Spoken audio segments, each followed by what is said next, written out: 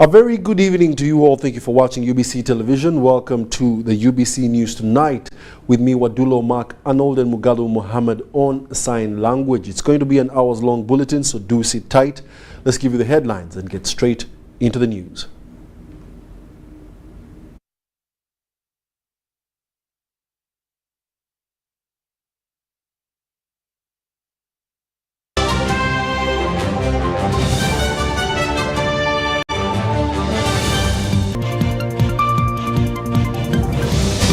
In our top stories tonight, President Museveni advises Ngora to embrace government programs. Furthermore, Uganda-DRC agreed to waive visa entry fees. Fear and tension grips Pakwach residents over invasive wildlife.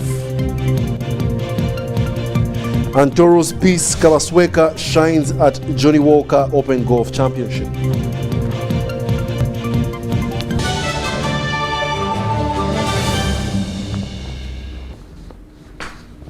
Thank you for joining us for the 8 o'clock edition of the UBC Tonight. We now give you the news in detail.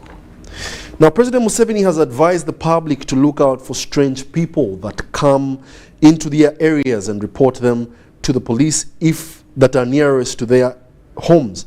He also cautions family members to be mindful about relatives that have been away for a long time and suddenly return.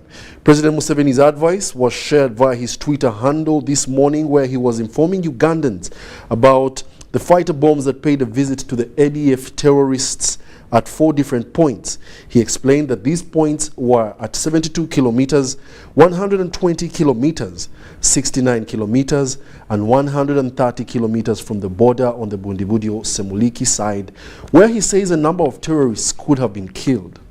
As a consequence, President Museveni further said that the terrorists are running from Congo, which they thought was heaven, and re-entering Uganda and trying to commit some random atrocities.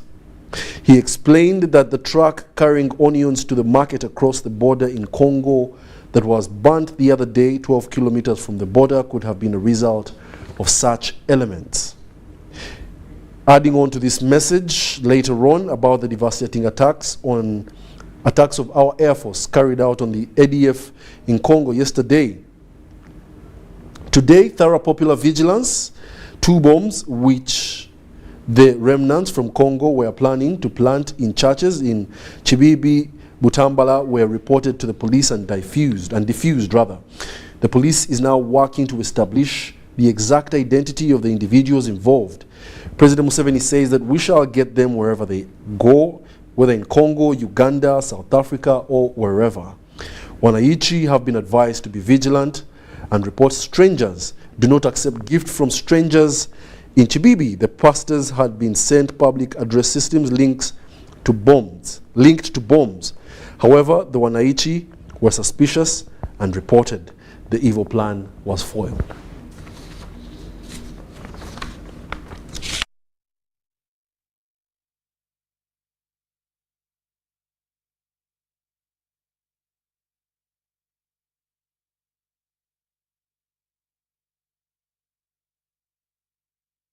And in more news, President Yoweri Kaguta Museveni has asked the people of Ngora district to embrace government programs aimed at reducing poverty levels within the country. This was contained in his message delivered by the Prime Minister, Robina Nabanja, at a traditional ceremony where Jacqueline Amongin, a member of East African Legislative Assembly, was introducing Councillor Chilis Lubega in Agu Village, Ngora district. Let's have a look. President Yoweri Museveni has said that the NRM government ushered in peace and security in the country and implored the people to use this conducive environment to create wealth for themselves. All the opportunities, the conducive environment that is ushered in by NRM government, please support all the government programs, PTM, Luuka, and many others. And we want you to benefit, especially the 39% of our population who are not yet in the money economy. The Prime Minister thanked the people of Ngora for supporting the NRM government and assured them that they will deliver all the promises. And you know NRM government that delivers to the people of Uganda.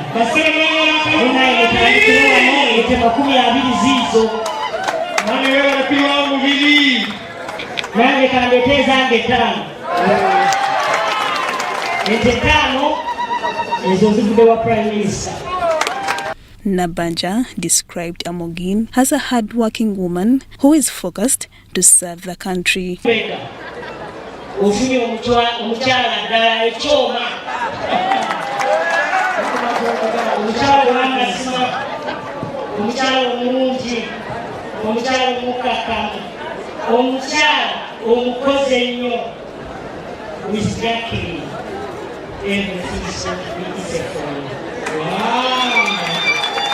The Minister of State for Education, Peter Ogwang, in charge of sports, asked Council Luuka to ensure they live in harmony with Amogin, as demanded by the Teso culture. We want to ask you to keep our daughter away. Councillor Chinis, we love you. Toto, thank you for helping and bringing up Jacqueline. The President contributed 20 million shillings as startup for the family, while the Prime Minister Robina Nabanja and Ogwang contributed 5 million shillings each. The function was graced by State Minister in charge of economic monitoring in the Office of the President, Beatrice Akelo, RDCs, dozens of members of Parliament and area leaders and residents.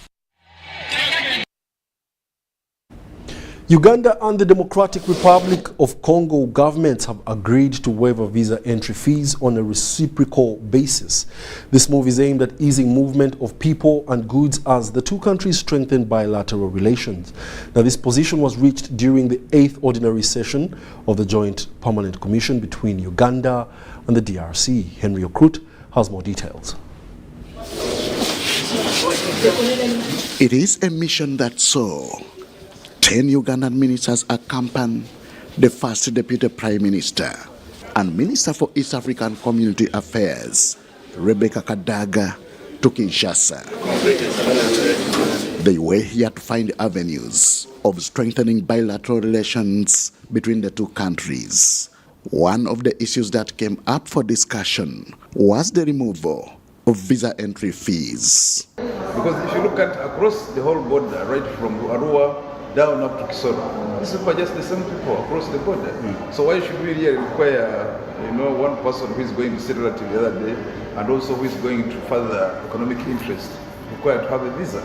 We really have agreed that we're going to waive that. This is not all. The two governments also discussed cooperation in public administration, the fight against corruption, justice, as well as youth and trade affairs. On justice, for example, Uganda's Line Minister, Norbert Mao, was present to advance the country's expectations. We have got an interest as the Ministry of Justice and Constitutional Affairs to ensure that Ugandans who are rotting in Congolese jails on flimsy charges are set free. This expectation, whereas still a subject of international law, Mao is optimistic it will work out. Recently, I just signed an instrument extending the application of the law regarding exchange of prisoners to apply to Turkey. So Ugandans who are in Turkey will now come and serve their sentences in Uganda. We can do the same for DR Congo. Similar anticipation and hope is shared by other ministers who were part of the delegation. From health, energy and youth affairs, among others, addressing associated challenges remains a concern of the two countries. What East Africa has decided to do is to develop the philosophy of the power pool for the East African community. That is, where there is excess power supply, can also be given to the next. How do we manage cross-border diseases? How are we going to manage and control cross-border diseases? How are we going to strengthen our lab at the border, whereby both countries must engage each other to to ensure that we control the diseases. These are our brothers and sisters, and there are some things that we have in common. How can we work together so that we can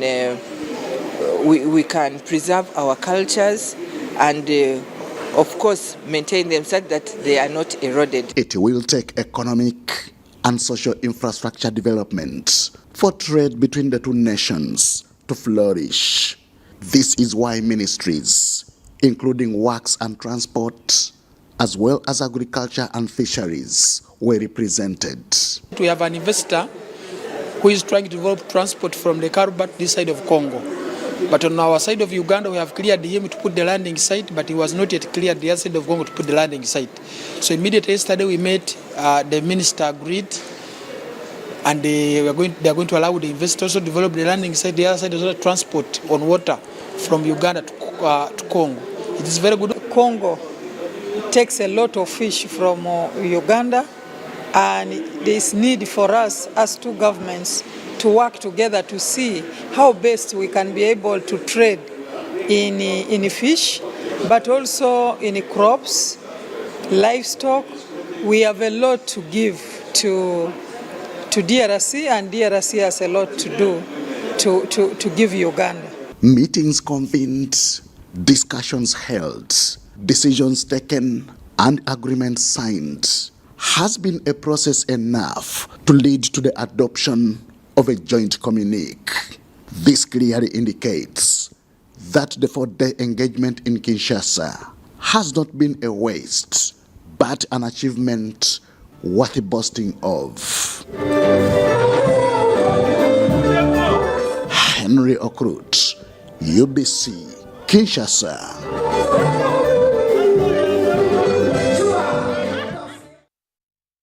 Thank you for keeping those updates coming in, Henry. Now, in another development, residents of the town council near Murchison Falls National Park in Pakwach district are living in fear after 10 of their people have been attacked by marauding wildlife in a period of just 1 year. Cosmas Ongere, a resident of Akera village in Pakwach sub-county, says that they have made several attempts to ask relevant authorities to compensate the bereaved families, but in vain. Communities living near Murchison Falls National Park in the Pakwach district are living in fear after losing 10 people to strayed wildlife. In our sub-county alone, we have about 10 people. We have just buried 6 this year. 6. This is after making several attempts to ask for compensation of the lost lives, but in vain. You always tell us to make the statement, do all the what are needed, but still you don't bring us back the feedback. All these people have been buried by ourselves, and yet it is you, very reluctant across there, to make sure you come and collect all your wildlife to at least stay in the park. But still they are here killing us. This has seemingly worsened the relationship between the affected people and Uganda Wildlife Authority. You told us some time back that you'll be compensating some of those bereaved family, which is not happening. Not even barrier arrangement you people are doing. And you expect us to have a very good relationship. Those people value the animals more than human life. A gap that Uganda Conservation Foundation is trying to bridge through its affirmative action project of Pan-African conservation education. So we are aware about those deaths, human-wildlife conflict in several occasions happens, but we are now trying to scale and try to create awareness among the people such that such incidences reduce in the future. With all the good plans they had for the affected communities since 2019, unfortunately, the project is soon ending. Now we have come to an end of this program. We are simply trying to ask the communities and all our stakeholders. It's more of an evaluation of our project. So we call it a sustainability survey. We are trying to ask our beneficiaries, was the project sustainable? Did we really meet our expected outputs? What more can we do to better our services?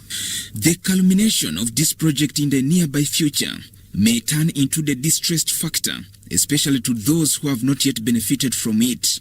For us, we wanted some project to be continual, because as a youth, we are suffering, but there is no job.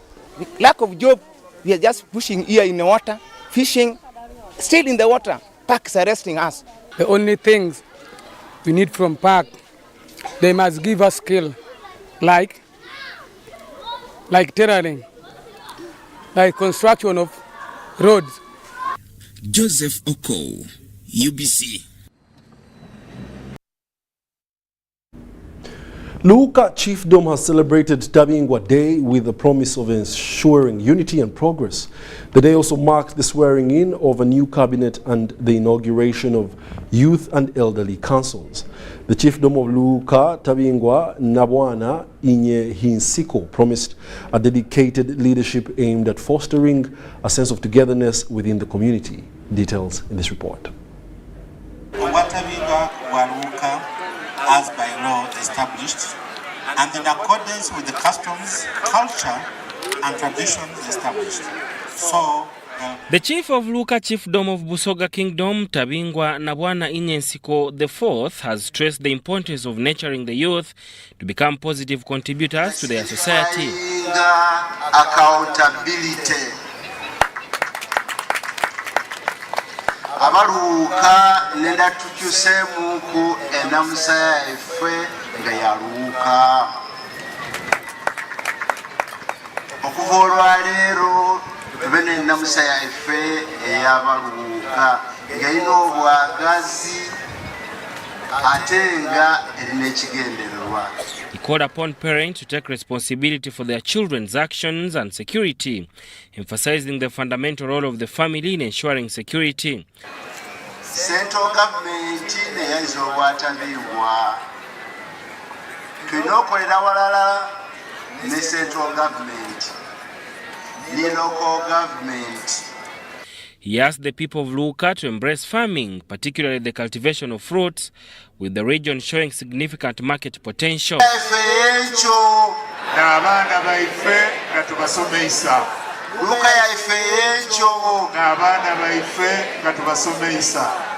He was speaking during Tabingwa Day celebrations in Luuka recently, characterized by the launch of Luuka Parliament, led by Dr. Balondemu David as the Speaker, and the cabinet headed by Luigo Daudi Gulu Isabirye as the chiefdom premier, brought renewed hope.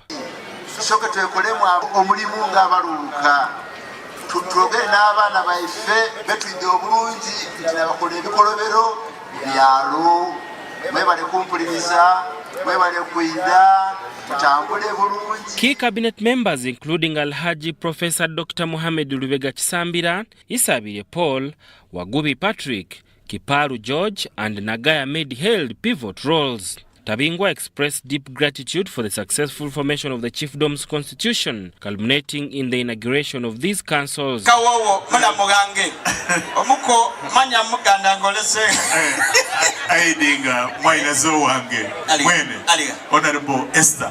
The commitment of Dr. David Balondemu and the newly sworn-in cabinet and councils was evident in the pledge to combat poverty and promote unity.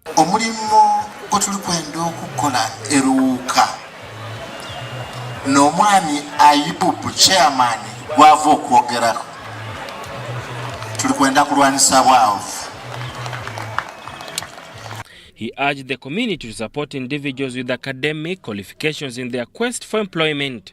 The senior advisor to Tabingwa on education, Professor Dr. Lubega, called upon the people of Luuka to take accountability for their chiefdom. He shared his personal efforts in supporting nursing students from the district and encouraged individual contribution to enhance the community.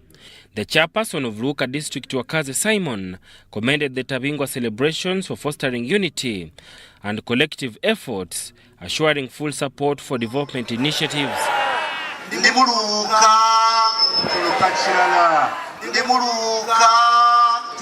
The Tabingwa Day celebrations drew a diverse crowd, including incoming Indian investors, district parliament members, and cultural, political, and religious leaders, all united under the theme of fighting poverty in the chiefdom.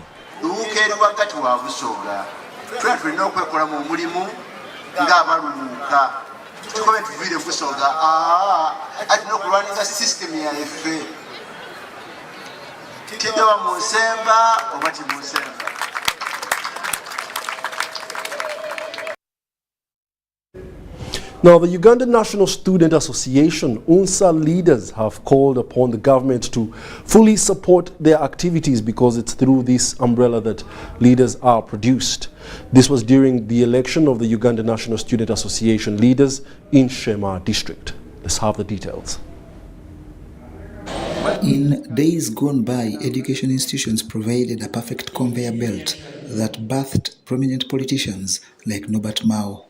But lately, this seems not to be the case and has been attributed to government's failure to fully support the Uganda National Students Association, through which eminent politicians inked their status. The government should start with the students now, empower them, encourage them, because they want the students to become what they are. Take an example of the parliamentarians. We cannot have a very good parliamentarian if we don't begin with them like at this stage. So we must be in it to empower them, to guide them, to teach them on how they should build their future. These concerns were raised during the Uganda National Students Association delegates meeting at Shoku Vocational Secondary School in Shema district.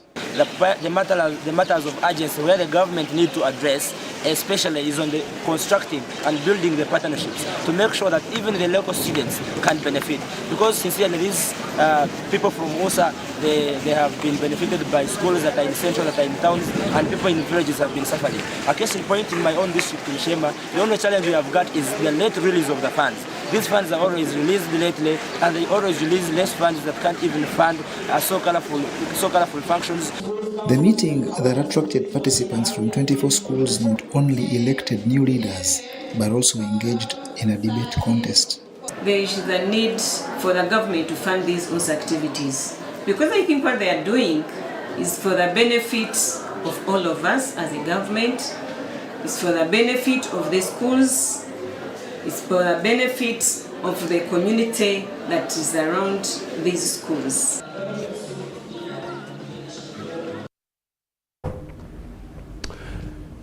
The Ministry of Education and Sports is on a campaign to revamp traditional schools across the country. However, those that were skipped want to be revamped as well.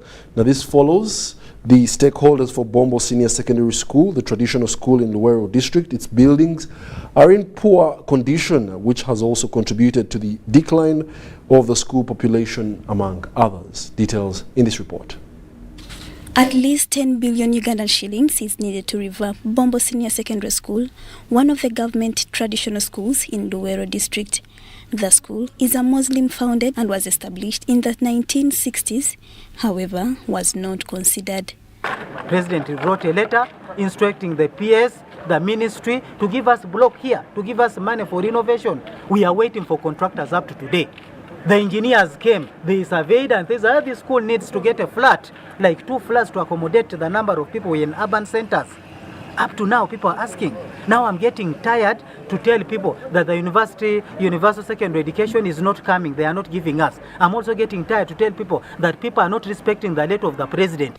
Stakeholders appeal to government to reconsider revamping this school because of its poor state that has negatively affected students' performance. The headmaster, Haj Sesota Mohammed, appealed to the government to also include the school in the Universal Secondary Education Program, construct modern laboratory, among others. But we need a minimum of 10 billion to revamp this school. About 10 billion shillings to revamp this school. Make sure that the computer lab is okay, the library is okay, the science labs are okay, the dormitories are okay. Everything, like for instance, that may consider administration block. That shouldn't be an administration block. That should be classroom. But we are just improvising to make it an administration block. This was at the media briefing at the sidelines of a dua for the school's candidates whose exams commence tomorrow. The in charge of education at the Uganda Muslim Supreme Council, Old Kampala, Sheikh Juma Bahat Chuchu, commended government for the programs aimed at improving the education sector. Sheikh Bahat Chuchu advised the candidates to avoid involving themselves in examination malpractice, but apply the skills and knowledge gotten from their teachers and trust in God to excel. You need to study hard so that we get more cows. women in Islam are as important as men. That's what the Quran says. People used to say Muslims don't want to educate women. That's not true. It's our culture, but not Islam. Allah subhanahu wa ta'ala says, وَالْمُؤْمِنُونَ وَالْمُؤْمِنَاتِ بَعْضُهُمْ أَوْلِيَاءُ بَعْضٍ.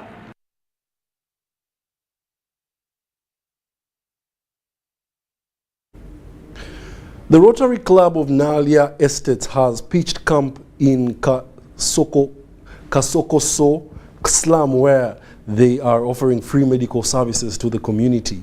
In this area, residents rely on clinics for treatment and emergencies, which according to local government is still a challenge.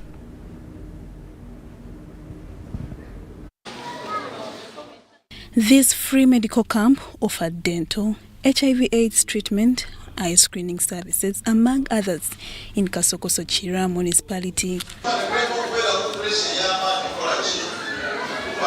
The mayor, Chira municipality, Julius Mutebi, says the area hosts are more than 100,000 people, but lacks health facilities. These people have either to go to Butabika or have to travel to go all the way to Chira, which is a very huge challenge.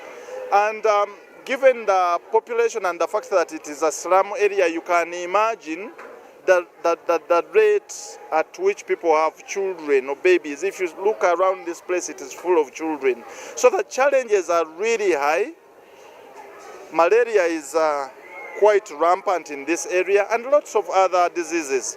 Such interventions of free medication from partners, especially Rotary, according to the mayor, do strengthen individual health. And that's why we appeal to the Ministry of Health and the government of Uganda to help us to establish, to transform this little makeshift health center improvised by the community and some of the leaders, myself and others, into a proper maybe health center too. This aims at bringing services closer to the community through treatment and prevention of disease, especially among the vulnerable. During our services, we look at such, and so the objective was really to bring medical services closer to the people, but also because they are free of charge, we know that they cannot easily afford the private health centers that are around the area.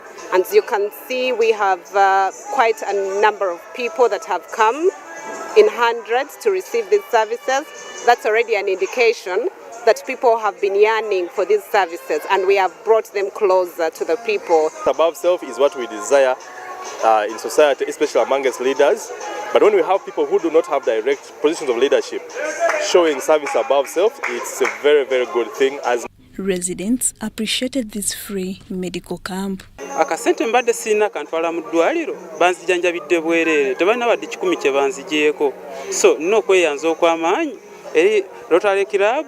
Twalisabye nti akazaale singa kino ekintu bakikola buli mwezi no basalawo bajje batujjanjabeko ng'abatuuze b'e Kasokoso. So banne enkuba omulanga eri abatuuze bannange twalibadde tukuuma obuyonjo.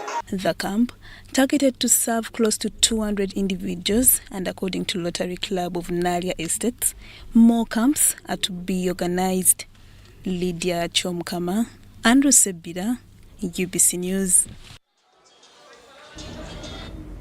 The Masindi District Security Committee has squashed school management committee's move to introduce a minimum boarding section in the government-aided primary school to cater for distant candidates. The resident District Commissioner Masindi, Emi Ngabirano, says that the SMC's decision may block the vulnerable children from accessing free education. NRM government, led by General Yoweri Kaguta Museveni, I have the pleasure to The Ministry of Bunyoro Affairs has embarked on the mission to implement government's policy on education for every parish and sub-county in the region. We still have gaps in Bunyoro. Some of the parishes have either old structures or the classrooms are not enough. So we are bridging the gap that we have found on the ground. The mission has seen Bigando Primary School in Masindi Municipality getting 2 classroom blocks worth 250 million shillings. So the school has a lot improved. The structure is here, one of them, and the other one is the other side. This school has a big enrollment, over 700 learners, and I know they are even going to increase.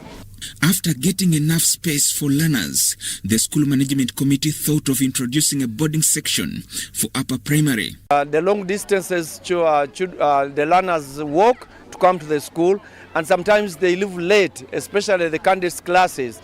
They leave at 10 p.m. You find inconveniencing the parents coming to collect them, and some of them fail to come to collect them, so the learners have to move on their own. But their idea perished at its inception after it was suppressed by the District Security Committee. We either have day schools or boarding schools, but we don't want to turn government-aided primary schools into boarding section. The purpose of this facility, this Uganda primary school, government-aided, is to enable the unprivileged pupils to come, attain their day school, have packed lunch, and walk back in the evening to their homes and their homes. The committee added that the suppression of this idea cuts across the government-aided primary schools in Masindi municipality. We started with the Masindi model and we are moving. We directed the town clerk through the district security committee to compile schools that are day and others that are boarding. And we shall implement the policy as it is. The move to ban boarding section in government-aided primary schools in Masindi district was highly welcomed by the Minister of State for Bureau Affairs. Because the intention why the President has guided us to have a day primary school is that this can accommodate all the learners. They can come from home, this is a short distance, and they can afford. It is a question of affordability, accessibility by the learners. Joseph Okow, UBC. Chambogo University Busoga Nsete Students Association have held a handover ceremony officiated by the Minister for Kampala Metropolitan Affairs, Hajat Minsa Kabanda. Kabanda, who represented the third Deputy Prime Minister, Right Nakadama Rukia Isanga, offered guidance to the new leadership regarding the preservation of Busoga's values and norms. At this particular moment, Minister for Kampala Affairs, Hajat Minsa Kabanda, has emphasized the key elements necessary for building a robust association. Ladies and gentlemen, you may all be aware that in such students' associations, positive outputs may be realized as inter alia. Networking for career enhancement and connectivity for future employment opportunities. Number 2, motivating and serving as good example to the young generation and inculcating the love for education. She also stressed the importance of the new leadership embracing and upholding the values and norms of Busoga to foster unity within the association. All know the qualities of a good leader. Always follow the values of norms of Busoga, such as patriotism, volunteering for community service, and community engagement for development, supporting the social, economic, and political development of Busoga and Uganda. This was at Chambogo University Busoga Nsete Students Association handover ceremony officiated by the Minister for Kampala and Metropolitan Affairs, Hajat Minsa Kabanda, on behalf of the third Deputy Prime Minister, Rukia Nakadama Isanga. A Member of Parliament from Busoga encouraged students to actively engage in such associations, underscoring their role in shaping the individuals by providing knowledge, mentorship, fostering confidence, and creating opportunities. Are the pillars and the foundation of Busoga. We are here to support them in the cause of appreciating, one, the value of their heritage, where they come from. It is known that if you don't know where you're coming from, then you can't know where you're going. The outgoing leadership commended the association for the opportunities and mentorship it provided during the tenure. As the old cabinet, we are really happy that the day has really come and the expected people have all come. All about unity. We always move like the whole of Central. We always go and visit those universities and we get friends. That's the social capital. Like I myself, it was hard for me to get internship placement But a friend of mine helped me, and I worked at the Ministry of Health because of Basoga Nsete. The newly appointed leadership made a commitment to uphold principles and of good governance, promote unity and work towards generating more opportunities for its members. We look forward to gathering more of our friends. We look forward to have very big numbers of our Basoga Nsete together. You know, together we can. Benon Mukwaya and Jamil Sekaja for UBC. We'll now take a short commercial break, and we do have a guest pending for you here in studio, so please do not move.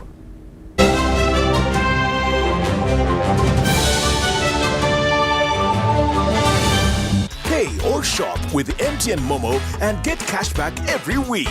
It's free of charge. Wano nno tuli Bukoto era lero we tugenda okugaba pichipichi yaffe eri omwanguzi waffe wano we tuzze. I'm so excited and I'm sure even all the people, all the staff at Kwaliwath are all excited. We thank you very, very much. Myaka 25 nga MTN ewereza naye nga buli week tugaba pichipichi 5. Very, very excited. I'm excited about MTN giving back to its customers. I'm really grateful. Thank you so much, MTN. The fact that we have won really shows that people like Mama. Their services are really nice. MTN, your services are okay. The network is good. We are satisfied. Chikola sense ne? Use the Momo app or dial *165*3#. In this family, we can't agree on anything. We can't even agree on what to watch. All the games to play.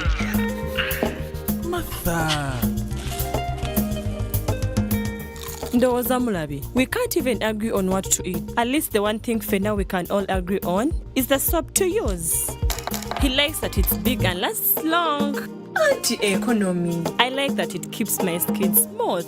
Ate alina echovu. And the children like that. It smells amazing. Everyone is happy. Movit soap comes in 4 fantastic flavors. Movit family soap is truly soap for the whole family. Movit. All day confidence. So, you are ready to invest in Airtel's initial public offering? Good choice. I'm going to show you how to do it straight from your phone. First, you're going to want to make sure you have a Securities Central Depository SCD account. Dial *185*85# from your Airtel number. Choose Airtel IPO purchase from the available options. Enter your valid national identification number when prompted. Before you purchase, there are a few things you need to know. The minimum purchase is 2,500 shares. The share price is 100 Uganda shillings. Select the number of shares you wish to purchase. Choose your relevant broker for the purchase. Enter your Airtel Money PIN to confirm the transaction. Congratulations! You receive a confirmation message of your successful purchase.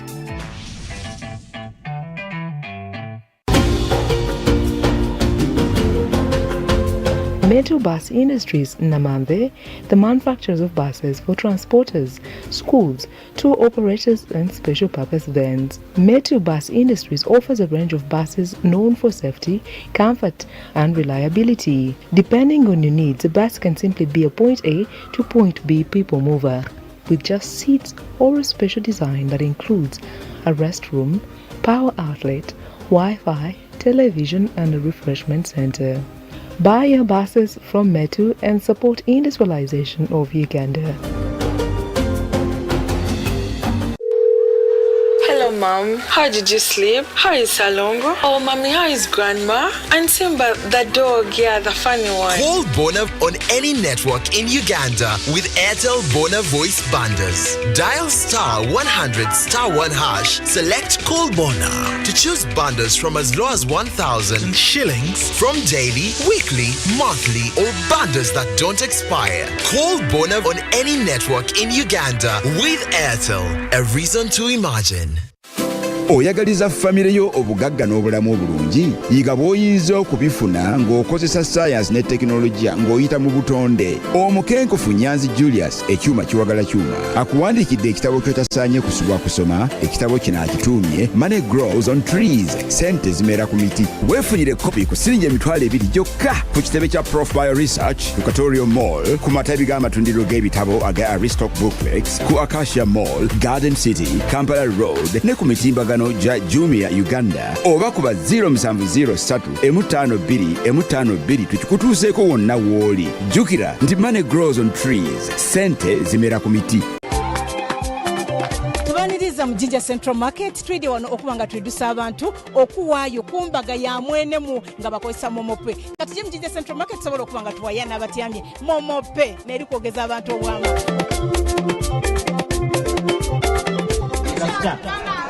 Tamu ndalo otemu mukaaga otemu itanga otemu sita onige isatu onige ash onige yes ayi nga tuwayo tikashi nga tuwayo nga tubita ku momope enkola ya MTN miga 70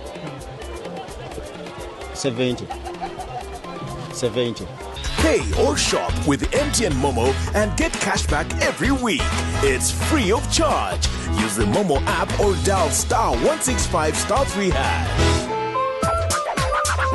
The Ministry of ICT and National Guidance, in partnership with Huawei, has organized the second annual National ICT Job Fair 2023, which will take place at Kololo Ceremonial Grounds on the 17th and 18th of October 2023. The main objective is to address the unemployment gap among the youth in Uganda by providing a platform for them to interact with multiple employers, access job opportunities, internships, apprenticeships, and training programs in the ICT sector.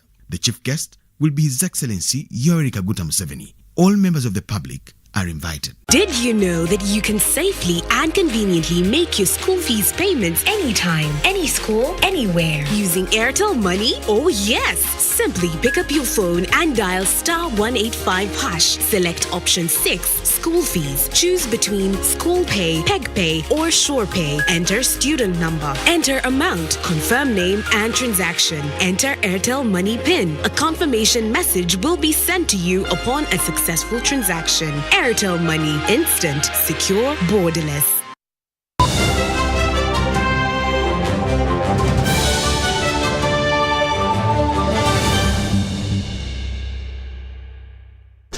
Welcome back from that short commercial break. You're still watching the UBC News Tonight, broadcasting live from Nile Avenue. And in studio with me is Ms. Kalule Jennifer Musamba, the Principal Public Relations Officer of UNEB. And of course, you know that this is the season where so many people are in intense mood preparing for their examinations. Now, particularly the UCE examinations are going to be started, so we hosted UNEB in the building to update us on their preparations. You're very welcome, Ms. Thank Jennifer. you, Mark. A very good evening to all our dear viewers, and thanks for hosting us. How is it over there? Thanks for serving the nation. It's a job well done. All right, thank you very much. And how is it there over at UNEB? Well, as I speak right now, we are prepared. All is set. We have dispatched all our examination papers. We are sure that by come tomorrow morning, every station will have their papers, and we shall have all our candidates who have been registered ready to set the examinations. We did have a series of engagements with various people whom we work with. We had an engagement with the judicial officials to enable us, work out the legalities and all the people who want to get involved in malpractices. How will they be dealt with? The provisions of the UNEP Act 2021, just to make sure that we leave no stone unturned. Okay. And we want to caution anyone out there who thinks that they are going to play around people's lives, misleading information, misleading, putting out some of the things on social media indicating that they are purported there may be UNEP papers or purported to be UNEP papers. Anything once convicted is an offense, and you can be imprisoned for actually 10 years in jail, or you can actually also pay a fine of 40 million. When you aid a malpractice, like in this case, like let's say you have something in your possession that is supposed to be in a UNEP paper or purported to be in a UNEP paper, and you were once convicted, you can be you are liable on conviction to a fine of 20 or 40 million shillings or 10 years imprisonment. So this is if it is confirmed that this is a UNEP property. It doesn't have to be confirmed. Anything purported. The act talks about purported, because you see, no one is likely to get the actual one. But once you have even the wrong one, you are misleading the public, you are misleading the candidates, but most importantly, you are watering down the validity and reliability of our examinations, as well as the certificates. And that is where we don't want anyone to play around with examinations. And according to a news report, I'm told there are about 6 already that have so far been arraigned before court. How has that happened? What happened exactly? Well, it's a matter before court. I don't want to talk about it as prejudice of court. What I can say is that there were WhatsApp groups moving around and they were misleading. There's one saying they have a geography paper and they were talking about spelling beans. Even the PLE, which hasn't even been printed, they were claiming to be having the PLE papers.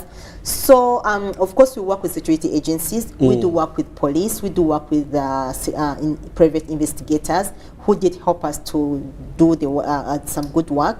And we are happy that the judicial officials are now on board with us, and they accept and they agree that indeed the UNEP Act 2021 has got to bite. So this time around, we want to caution anyone who thinks they are going to get involved in malpractice. Aiding and abetting malpractice is a very big offense. Section 25 actually 2 talks about anybody who willfully or negligently assists or causes any candidate to obtain or gain unauthorized possession of any examination paper, examination material, or any other material or information commits an offense. And is liable on conviction to a fine not exceeding 2,000 currency points. That is now our current point is 20,000. That's what makes the 40 million, or a term of imprisonment not exceeding 10 years or both. Wow, that's really, what this really means that even when it comes onto your phone, electronic transfer of anything, any material that is purported to be an examination of UNEP is an offense. Regardless of whether you are the sender or receiver? In possession. Possession. So once it's on your phone, you are in possession. What do you do in such a case? Either delete it or forward it to police or to UNEP, but don't forward it to another person. And we are working with UCC, and we shall get anybody who actually forwards it. So even forwarding electronic transmission of anything that is purported to be a UNEP paper is also an offense. Like I said, this actually waters down the reliability of examinations, and that's why you have to make sure we all control the malpractice. And our theme talks about joint responsibility. Our theme is integrity and security in the management of examinations is a joint responsibility. What we are saying is that you and I have a responsibility. Somebody out there has a responsibility. The parent has a responsibility, the candidate, the teachers, and the entire public, and the media. The media is doing so well. Thank you so much for supporting us. But also we all have a responsibility to make sure we do not aid malpractice, to make sure we do not facilitate it. So there has been a 4.3 increase in registration for the UCE examinations. What does this mean? Does this mean that we're having more people completing, or enrolling for, from Form 1? What does this number really signify? 4.3 is more or less than normal. Usually under ordinary circumstances, we have an increase of 3 to 4% at any level. So you see, this time round we have a normal increase, 4.3 increase, and which is a good thing because we want to see more of our learners get to school and then complete that cycle. Last year, I think because of COVID, we had some learners drop out because they were getting into some small-time businesses and they never go back to school. So we think this is a good sign that more people are getting back and completing that cycle at UCE. And of these 50.5 are girls, which is also a good thing. Not so much of a variance, but at least we have an almost equal balance between the girls and the boys who are actually going to register for the examination. So it is a good thing, and we want to encourage more parents, more schools out there to make sure we encourage more of the learners to complete the cycle. On this 4.3 roughly average, what is it attributed to? What really influences this increase, as per se? Well, I think it's more or less the interest, but also you find that we have more schools coming up, so that means more accessibility. Almost at every sub-county, there is a government school, a youth school, so you find every sub-county, so more people, more learners are able to access secondary school education, but also even the private sector. We have more people in the private sector coming up, and we have more centers. You realize even our centers have increased. So more people are asking for the centers. What this means, we have more accessibility to the services given both by the government, but also the people in the private sector, in the education sector, which is a good thing because we want to make sure that no learner is left out. So the more we have more learners access education, and more of them complete the cycle at that level, it also improves our education at that level. So it's a good thing for us. Okay. So if I understood you clearly, as we speak, all the examinations have been, shipped off, I could say, distributed to their it's still work regions. in progress. It's still work in progress, but that's kind of more like internal information. But I can just assure you that we are going to be ready. Our furthest stations usually at West Nile region. That is one of our furthest stations. Usually by early morning, that's when we are actually there because they have to pass over the lake and then those hard to reach areas, because they're hard to reach areas where you usually get complaints of exams came at 1 p.m. 2 p.m. Of which one? The morning paper? No. all right. Perhaps that was an ignorant. No. We really do our best. We really do our best to make sure that every station has the examination. That is by 7 o'clock. Perhaps I was confusing it for the ballot boxes. I don't know, but no, honestly, examinations, no. Okay. Because what happens with the factory, those farthest places, we begin dispatching on Saturday.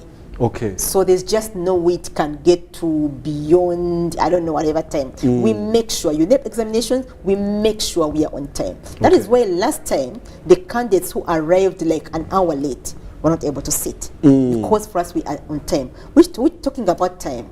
I want to talk to the candidates to make sure you are on time. Now, examinations are national examinations, and they're time bound. You are supposed to be there at least 30 minutes before the paper begins. Latest 15 minutes after. If you get to the station or to your center 16 minutes after 9 o'clock, you may not sit. So please make sure you are on time. The parents who have to take candidates to school, please factor in the time of the jam. Make sure you move early enough. By the way, this is the last cohort in the last curriculum, in this old curriculum. So they don't have an option, they just have to pass. So kindly make sure you are there on time. Make sure you do arrive there on time. Make sure you sit your paper. Make sure you are in good condition. Do not be indisciplined. Want to tell candidates, being a candidate does not mean you are over and above the regulations of the school. Please be disciplined, be in control of the situation, be calm, be confident, and just be prepared. Just don't get anybody to mislead you into getting Kasasi, because that is actually just poison. It's going to disorganize you. You've been preparing all this time. You're now ready to sit for examination. Just go there and write what you remember, other than being misled by somebody who's going to give you Kasasi and it's actually poison. After briefing on Friday, there are no more classes. There's no more teaching and learning. So do not expect the candidates to interface with the teachers or any other person. In case you do, that is a malpractice. And we want to encourage people out there to give us information that may lead to malpractice. We have a whistleblowers policy, whereby if anybody gives us information that may lead to a malpractice, and we actually prove it, then you'll be protected, but also you'll be compensated. Okay. So I want to give them the toll-free number which they can call so that they can be able to give us information, even any other information. Yes. The toll-free number is 0800 111 427. That's 0800 111 427. Please do call us and give us information relating to a malpractice. Okay, and me personally, to the candidates out there, I know this is quite a tense time, but this is a period that so many of us have passed through. It's normal, it's normal. So just do your best, be calm, and make sure you strive to pass, because like she has said, this is the last cohort doing the old curriculum. So you have no option but to pass. So please do pass. And I must say thank you very very much for honoring our invite here Thank you at so much Uganda for Broadcasting inviting Corporation. us. Yes, and we do look forward to seeing the results and the students, of course, passing later on, and also maybe briefing us on the subsequent exams that are coming up. Yeah. Let me just allow me to say thank you to all the religious leaders. Today we had all the Christians praying for the candidates. Instead we had the SDA church praying for the candidates, and on Friday we had the Muslim faith praying for the candidates. And we are very grateful to all those who joined in the prayers. Please keep praying, keep supporting them, give them the more support that they need. And to the candidates, we wish you God's blessings. It shall be well. And to everybody who is involved in the conduct of examinations, those who are working on behalf of your name, we salute you. Please remember, integrity is very critical in this process. All right, thank you very much. Thank you so much. Now, in more news in our sports, after 3 days of immaculate display, some bordering on exceptional, the 73rd Uganda Ladies Open Championship has climaxed at Par 72 Uganda Golf Club, Chitante. The second event of this year's Johnny Walker Open Golf Championship attracted 42 women, including foreigners, and has had a Ugandan emerge as a champion. Let's have a look at these details. Toro Golf Club's Peace Kabasweka led from day one to the final day and has ultimately won her first ever Uganda Ladies Open title.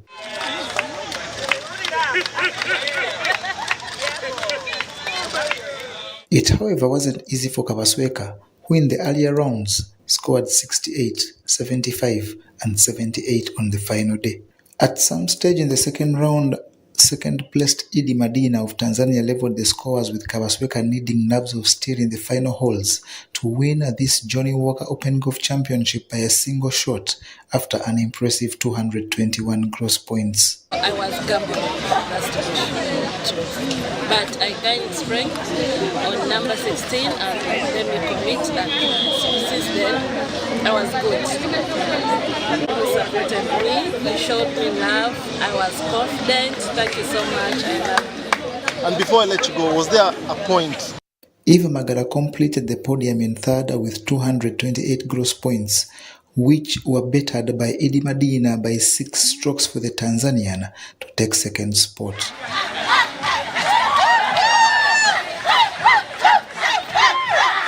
Kenyans Mercy Nyabenda and Ashley Owol were tied at 229 gross for 4th and 5th spot respectively, while outgoing champion Ugandan Martha Babidye finished 6th. The top 10 at this Johnny Walker Open Golf Championship was complete by Meron Chomugisha, Judith Komugisha, Harriet Kitaka, and Kenya's Margaret Njoki.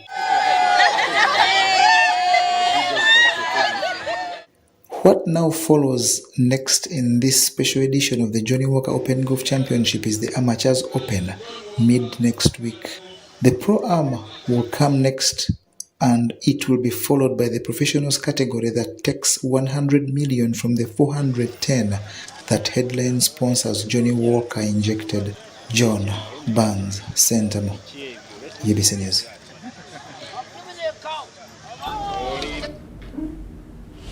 Thank you very much for being part of the 8 o'clock edition of the UBC News tonight. We'll now say good night and maybe see you at 10 p.m. for another bulletin. Sunny intervals dominated most areas, though some areas had thunder showers. My name is Juliet Nanteza with the latest weather updates from Uganda National Meteorological Authority. When we take a look at the satellite imagery today, it shows that the rain belt is widely spread over our country. That's why central in the morning we expect to have thunder showers together with eastern and then western. North in Moroto and Kotido we expect to have sunny intervals. The rest we expect to have thunder showers. Later on in the afternoon, temperatures are expected to rise to 27 Nakasongola and Mubende, Kampala 25 and Masaka with thunder showers. Eastern we expect temperatures to rise to 27 in most areas with thunder showers. Western we expect temperatures to rise to 28 in Kasese, Masindi 27, Mbara 24 and Kabale Highlands at a maximum of 22 with thunder showers. In the north we expect temperatures to rise to 28, that is for Kotido and Moroto, Kitgum, Gulu and Lira, we expect a maximum of 27, and Arua, we expect a maximum of 25 with thunder showers. Elsewhere, Dubai, we expect bright and sunny conditions at a maximum of 38. Nairobi, we expect sunny intervals at a maximum of 27. Paris is quite chilly at a maximum of 14. Hong Kong, cloudy conditions at a maximum of 29. And New York is also chilly at a maximum of 16. That's all we had for you from Uganda National Meteorological Authority. Have a blessed week ahead.